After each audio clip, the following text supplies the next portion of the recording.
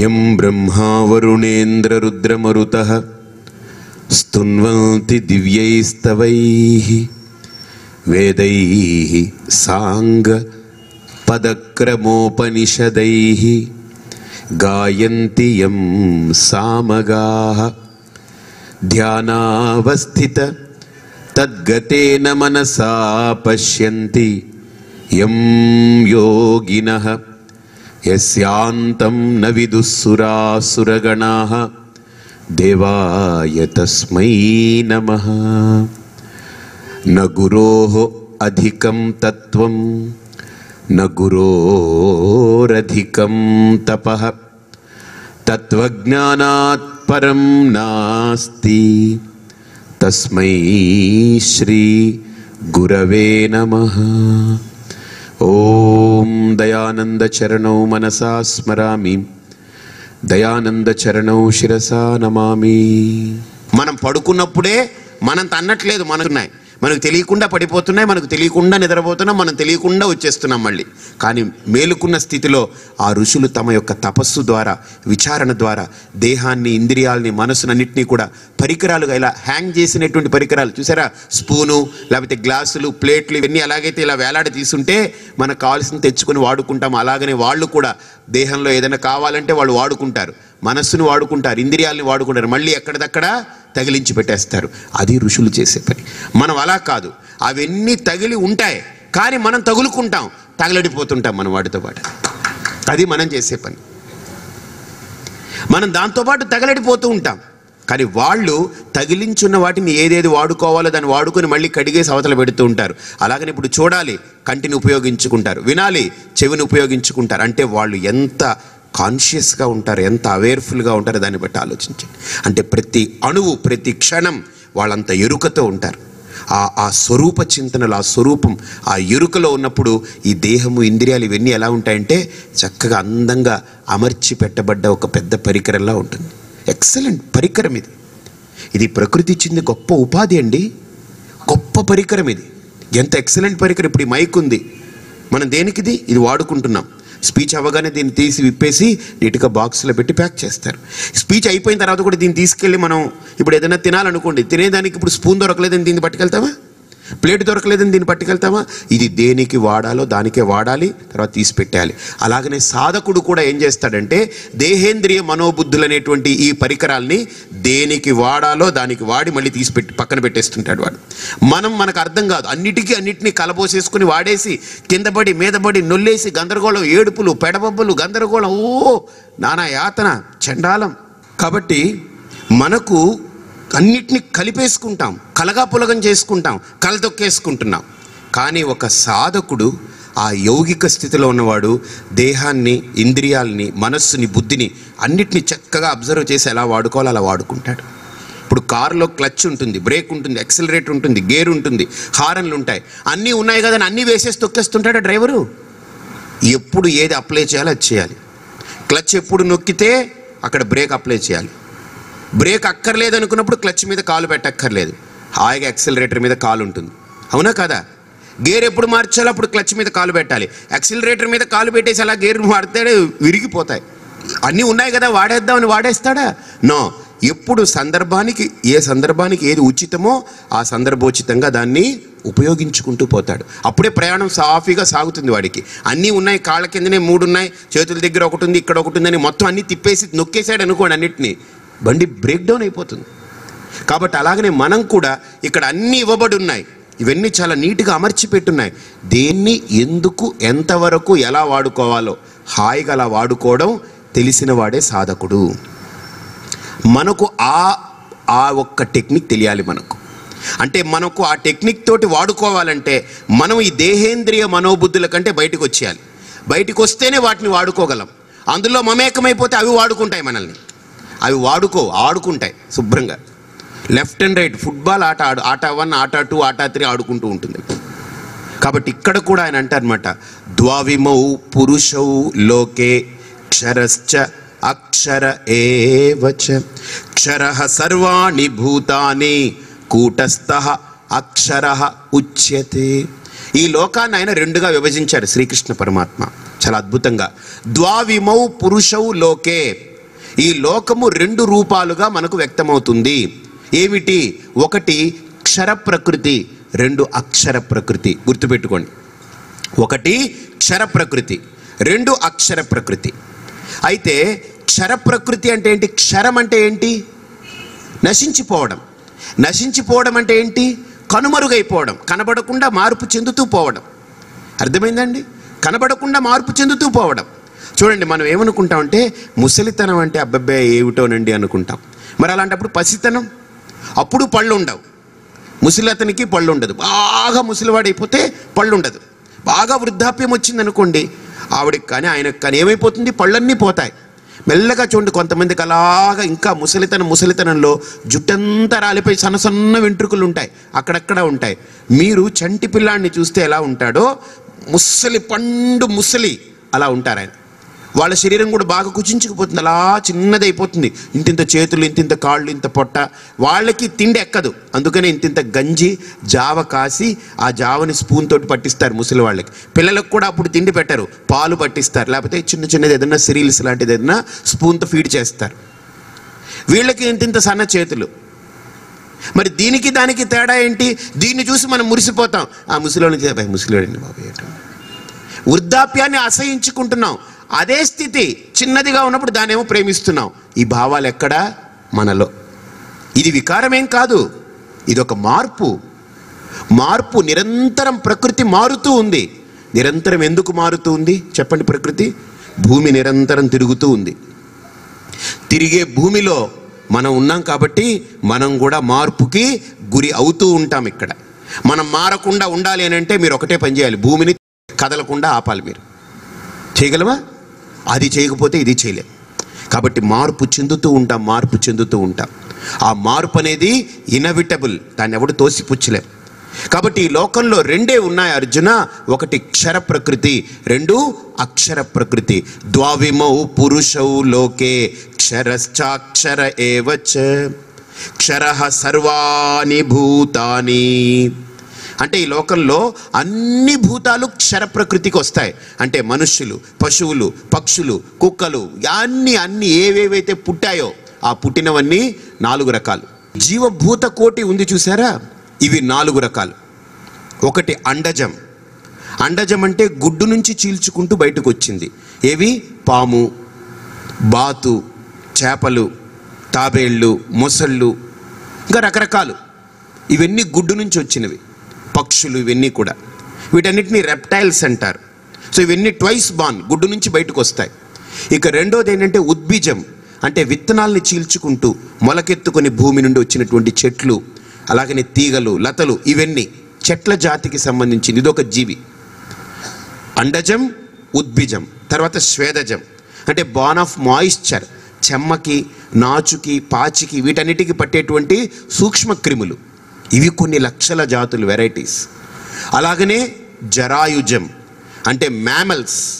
అంటే మ్యామల్స్ అంటే తల్లి గర్భం నుండి డైరెక్ట్గా పుట్టింది. ఆవు, పులి, పిల్లి, కుక్క, నక్క, మనిషి, ఇటువంటివన్నీ కూడా. కాబట్టి ఈ సకల చరాచర ప్రకృతి ఏదైతే ఉందో అందులో ఈ భూత రూపంలో ఏవేవైతే బ్రతుకుతూ ఉన్నాయో జీవరాశులన్నీ, ఇవన్నీ కూడా క్షర ప్రకృతే, నశించిపోతూ ఉంటాయి. ముందు గుడ్డుగా పుట్టింది, ఆ గుడ్డుని పొదిగిన తర్వాత అందులో మెల్లగా ఆ గుడ్డు కాస్త ఒక కోడిగా మారుతుంది జీవి. ఆ జీవి తయారై మెల్లగా గుడ్డుని చీల్చుకుంటూ బయటకు వస్తుంది. చూడండి, ఏం గొప్ప ప్రకృతి అండి, ఎంత అద్భుతమైన ప్రకృతి అది. అది తల్లి పొదుగితే ఆ తల్లి యొక్క పొదుగుకి, దాని యొక్క ఆ పొదుగు వల్ల లోపల జీవి ఉత్పత్తి అవుతుంది. తల్లి యొక్క పొదుగుకి ఎంత అద్భుతంగా పెట్టాడండి ఈ సృష్టి. కానీ అది జీవి అయిన తర్వాత గుడ్డుని పగలగొట్టుకుని బయటకు వచ్చింది అనుకోండి, ఎంతకాలం ఉంటుంది? కొంతకాలం. మన చేతుల్లో పడకుండా ఉంటే ఇంకో 5-6 రోజులు ఎక్కువ ఉంటుంది. మన చేతుల్లో పడితే ఎక్కిపోతుంది, పొయ్యి మీదకి ఎక్కిపోతుంది. కాబట్టి ఇక్కడ బాగా ఆలోచిస్తే ఏ జీవి అయినా, ఎంత ఏనుగు చాలా పెద్దది కదండి, ఎంతకాలం ఉంటుంది? అది ఏమైనా 1000 సంవత్సరాలు ఉంటుందా? అది పోతుంది. పెద్దదైనా చిన్నదైనా ఈ ప్రకృతిలో సకల జీవభూతాలన్నీ కూడా క్షర ప్రకృతిలే, అన్నీ నాశనమైపోయేవే.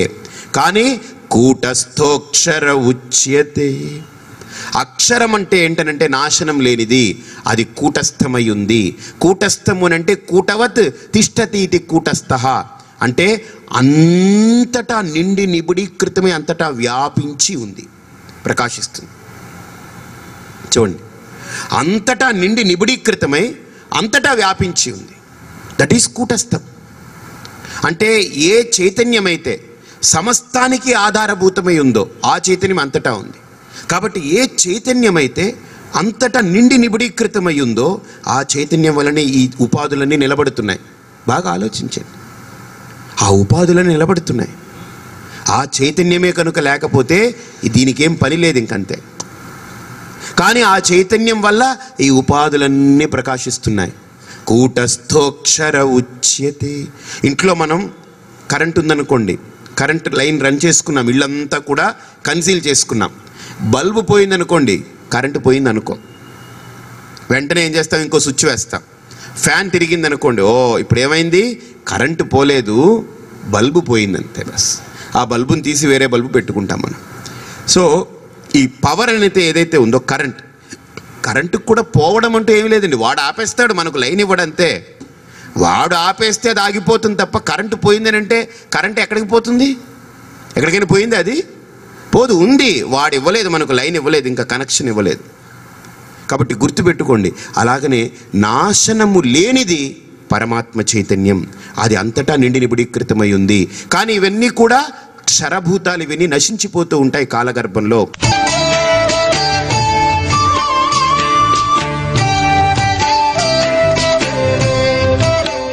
మీకు ఒక చిన్న ఎగ్జాంపుల్ చెప్తాను. సముద్రం ఉంది, సముద్రంలో అల పుట్టింది. అలాగా అలా దొర్లుతూ పొర్లుతూ చాలా అందంగా తయారవుతూ ఒడ్డు దగ్గరకు వస్తుంది.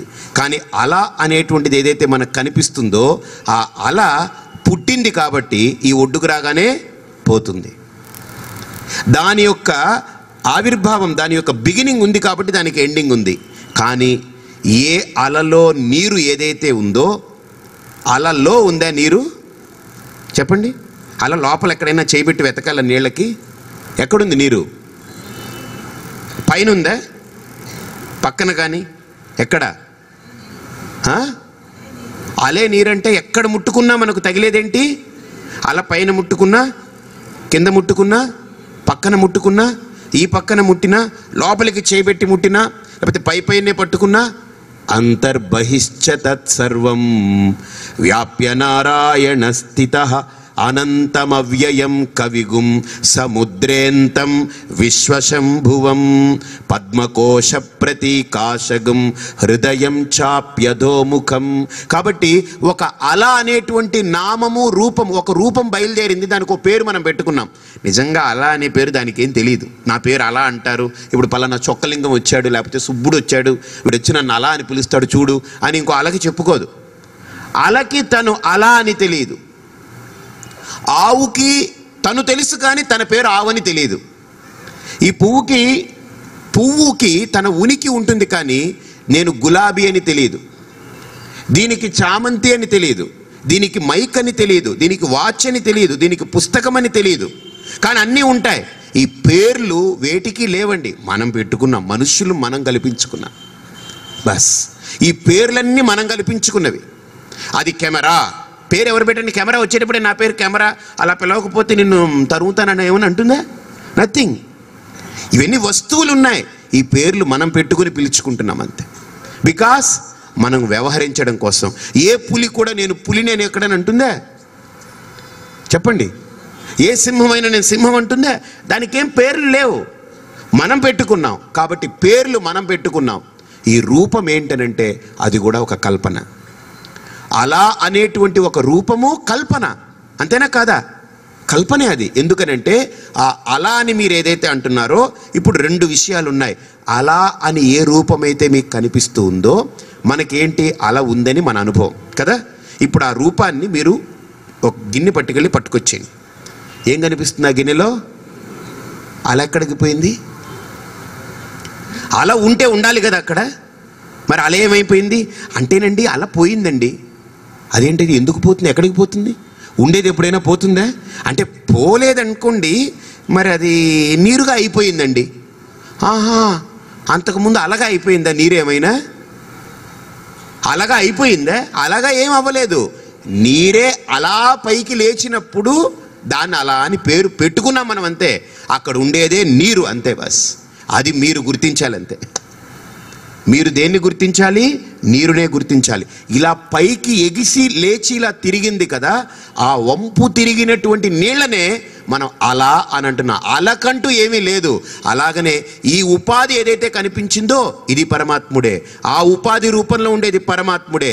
ఈ పుష్ప రూపంలో ఉండేది పరమాత్ముడే.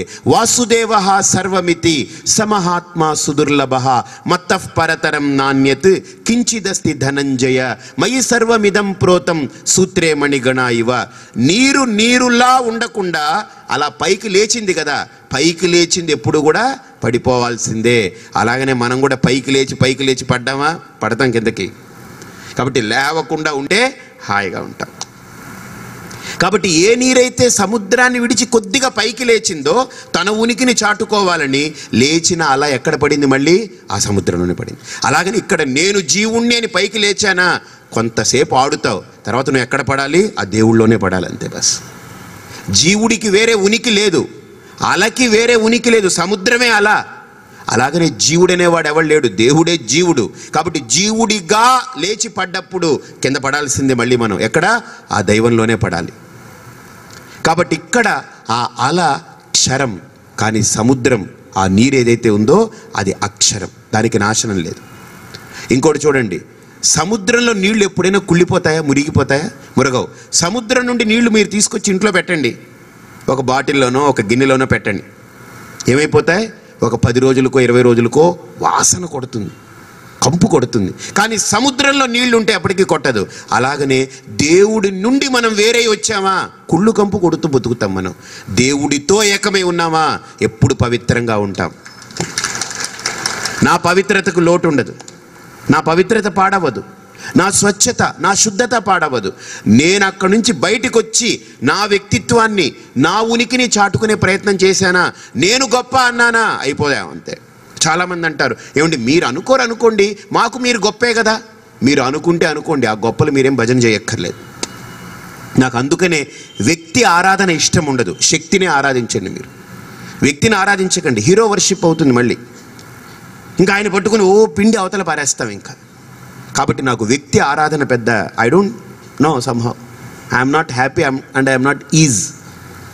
ఆ హీరో వర్షిప్ అంటే వ్యక్తిని ఆరాధించడం, శక్తిని ఆరాధించాలి మనం, ఆ తత్వాన్ని ఆరాధించడం నేర్చుకోవాలి. కాబట్టి దైవం నుండి వేరుపడి వచ్చాం కాబట్టి మనకి ఇదిగో ఈ జన్మ, మరణం, లంపటం, దుఃఖం, బాధలు, బెంగలు, ఇవన్నీ కుళ్ళుతున్నాం, మురుగుతున్నాం, గందరగోళం అవుతున్నాం, చెత్త కంపు కొడుతున్నాం, మనం బయటకు వస్తుంది.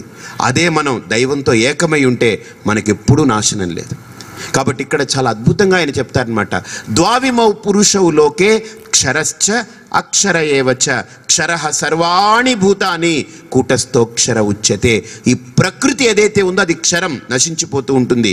కానీ కనిపించే ప్రకృతి నా నుండి విడివడి బయటికి వచ్చినట్టు అలా ఉంటుంది, ఉండలేదు, మళ్ళీ పడిపోతుంది నాలోనే. కానీ ఆ ఉండే సమయంలో అది ఏదో గొప్పదాని కింద అనుకుంటుంది. ఆ అనుకోవడమే దాని పతనానికి కారణం, అంతే. బస్ నా నుండి వేరే కూడా ఉండలేదు. ఇప్పుడు అలా సముద్రాన్ని విడిచిపెట్టి బయటకు వచ్చిందనుకోండి, దాన్ని అలా అంటారా? ఏమంటారు? దాన్ని నీళ్ళు అంటాం, అంతే. సముద్రంలో ఉండి అలా ఎగిరినంతసేపు దానికి అలా అనే పేరు మనం పెట్టుకుని ఎంజాయ్ చేస్తాం. అది మళ్ళీ బయటికి తీసుకొచ్చామనుకోండి, చిచి ఉప్పు నీళ్ళండి నేను పక్కన పట్టేస్తాం, దాన్ని పట్టించుకోం మనం. సముద్రంలో ఉంటేనే దానికి అందం. అలాగనే పరమాత్మతో ఏకమై ఉంటేనే మన యొక్క ఉనికికి స్వాంతన, మన యొక్క ఎరుకకు ఆ విముక్తి ఉంటుంది. కాబట్టి ఇక్కడ ఆయన అంటారనమాట, అయితే అలా సముద్రం వేరు కాదు, అలే సముద్రం. అంటే ఎలాగండి అలే సముద్రం ఎలా అవుతుందండి? శ్రీ భగవానువాచ ఉత్తమః పురుషస్త్వన్యః పరమాత్మేత్యుదాహృతః యో లోకత్రయమావిశ్య బిభర్త్యవ్యయ ఈశ్వరః. చాలా ఎక్సలెంట్ కాన్సెప్ట్ ఇది. దీనికి ఈ అలా సముద్రం అనే ఆ ఒక్క ఉపమానం మీరు కనుక సరిగ్గా అర్థం చేసుకుంటే ఈ ఉపమేయం మనకు అర్థమవుతుంది. ఇక్కడ అంటారు ఆయన, దేవుడు జీవుడు ఒకటేనయ్యా, మనకు ఉపాధులతో తేడా కనిపిస్తుంది. సముద్రము అలా ఒకటే కదా? ఎలా ఒకటవుతుందండి? సముద్రం చూస్తే అంత పెద్దదిగా ఉంది, అలా అంత పెద్దదిగా ఉంటుందా? చిన్నది. రెండోది, సముద్రం పడిపోదు, సముద్రం పుట్టదు, కానీ అల పుడుతుంది, అలా పడిపోతుంది. మరి సముద్రం అలా ఒకటే ఎలా అవుతుంది? అవుతుంది, అవ్వాలి కూడా. అవ్వకపోతే చాలా ప్రమాదం. అది ఎప్పుడు ఏకం చేయలేం. ఎలాగంటే ఇక్కడ చాలా అద్భుతంగా ఒక మాట అంటున్నారు. సముద్రము అని దేన్ని అంటున్నావు? దేన్ని అంటున్నావు? సముద్రము అని, నీళ్ళని. అలా అని దేన్ని అంటున్నావు? సముద్రానికి ఏదైతే ఆధారమయ్యుందో, అలకు ఏదైతే ఆధారమయ్యుందో అది ఒక్కటే. అలాగనే జీవుడు అనిపించుకునే చైతన్యం ఏదైతే ఉందో, దేవుడు అనబడే చైతన్యం ఏదైతే ఉందో, రెండు పేర్లు పెట్టుకున్నాం కానీ చైతన్యం ఒక్కటే. బ్రహ్మమొక్కటే, పరబ్రహ్మమొక్కటే. అల పడిపోవచ్చు, సముద్రము పోటు పట్టచ్చు, ఎక్కువ రావచ్చు, సముద్రం కొద్దిగా వెనక్కి వెళ్ళచ్చు, కానీ నీటికి ఆ భేదం లేదు. నీరు నీరే. ఆ సముద్రం అనే పేరు ఎందుకు వచ్చింది? కదలకుండా అలాగ పెద్దదిగా కనిపిస్తుంది కాబట్టి. అవునా? విస్తరించిపోయి అసలు అవతల ఒడ్డు కనబడట్లేదు నాకు, మొత్తం అంతా నీళ్లు నీళ్లు నీళ్లు నీళ్ళు, అంత అనంతంగా కనిపిస్తుంది కాబట్టి దాన్ని సముద్రం అన్నాం. అలానే దేన్ని అంటున్నాం? అంత పెద్ద జలాశయంలో, అంత పెద్ద సముద్రంలో, కంటికి కూడా అందనటువంటి అంత అనంతంగా కనిపించే ఆ సముద్రంలో ఒక చిన్న ఇలా లేచి పైకి లేచి అలాగ తేలుతూ పొర్లుతూ తేలుతూ పొర్లుతూ పొర్లుతూ ఆడుతూ అలా కనపడేటువంటి ఆ రూపాన్ని అలా అంటున్నాం. కానీ వాస్తవంగా అలని ఇలా దోసిట్లో పట్టుకొచ్చి ఒక గిన్నెలో పోయండి, అల లేకుండా ఉండే సముద్రం ఉంటుంది కదా, అక్కడికి వెళ్ళి అల లేకుండా చూసి ఇలా దోసిట్లో నీళ్లు పట్టుకొచ్చి అది పోయండి, రెండు ఏంటిది? నీరే. కాబట్టి సముద్రము అనేది చూడ్డానికి పెద్దదిగా కనిపిస్తుంది, అలా అనేది చూడ్డానికి పిల్లదిగా కనిపిస్తుంది, పుట్టి పోతున్నట్టుగా. కానీ ఈ రెండిటి యొక్క తత్వము, మూలము జలమే. అలాగనే జీవుడు అని ఉపాధితో చిన్నదిగా కనిపిస్తుంది, దేవుడు అని ఇంత పెద్దవాడుగా చాలా గొప్పవాడుగా కనిపిస్తాడు. కానీ గొప్పదైన దేవుడికి అల్పమైన జీవుడికి మూలం ఒకటే, ఆ పరమాత్మ తత్వం ఒకటే. కాబట్టి ఆ పరమాత్మతత్వంలో ఈ భేదం లేదు, జీవుడు దేవుడు అనేటువంటి భేదం లేదు.